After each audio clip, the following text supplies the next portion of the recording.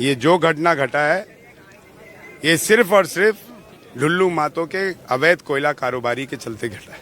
कोयलांचल की राजधानी जो CIL से संबंधित है, भारत कुकिंग कोल यानी BCCL, उसके CMD मनोज अग्रवाल को मजबूरन केस करना पड़ा, वह भी थाने में नहीं बल्कि हाई कोर्ट में।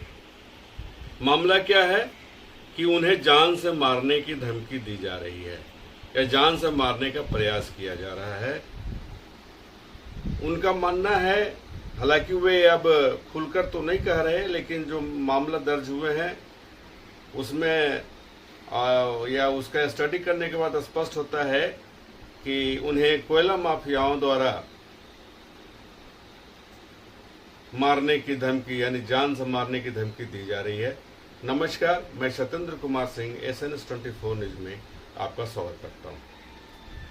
हम आज बात कर रहे हैं धनबाद कोयलांचल की, जहां आज नहीं बल्कि वर्षों से अवैध कोयले की राजधानी के रूप में भी जाना जाता है। क्यों?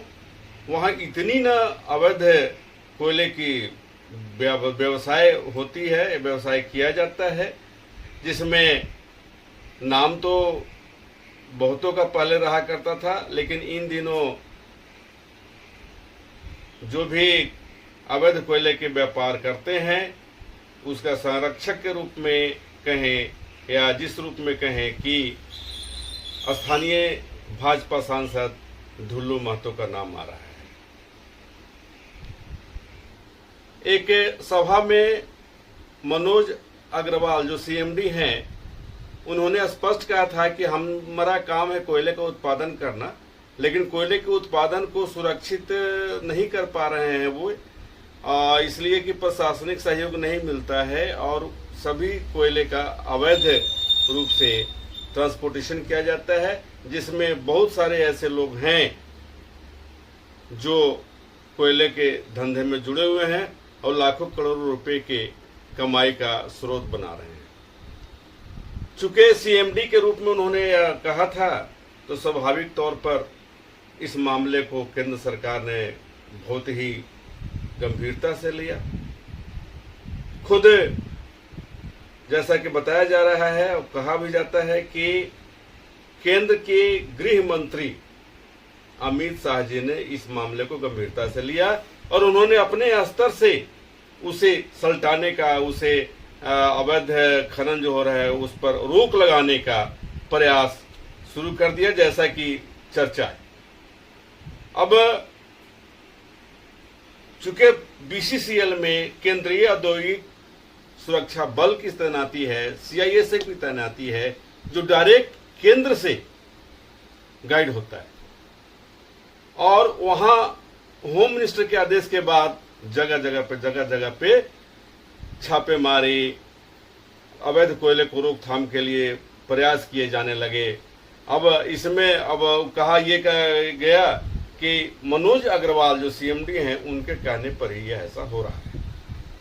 स्वाभाविक तौर पे उनके जान पर खतरा आना या नहीं आना ये स्वाभाविक है।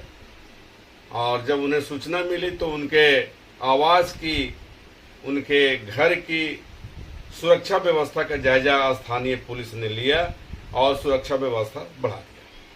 मामले की गंभीरता को देखते हुए उन्होंने यानी CMD ने हाई कोर्ट रांची में एक मामला दर्ज कराया है, जिसमें सारी स्थिति से अवगत कराते हुए, सारी स्थिति को दिखाते हुए, दर्शाते हुए उन्होंने न्याय की गुहार लगाई है।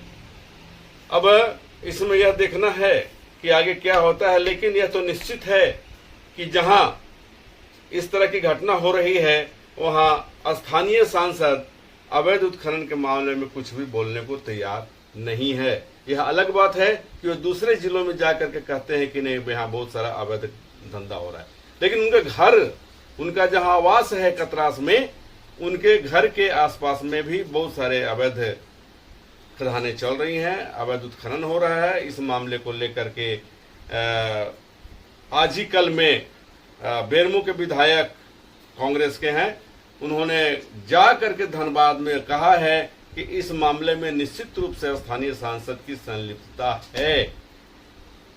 यही और बहुत काफी प्रेशर के बाद केंद्र में जिनकी सरकार है, भाजपा की सरकार है, उनके खिलाफ एक्शन शुरू करवाया गया है और यही वजह है कि सीआईएसएफ के द्वारा अवैध उत्खनन पर रोक लगाने के लिए कई कार्य किए जा रहे हैं।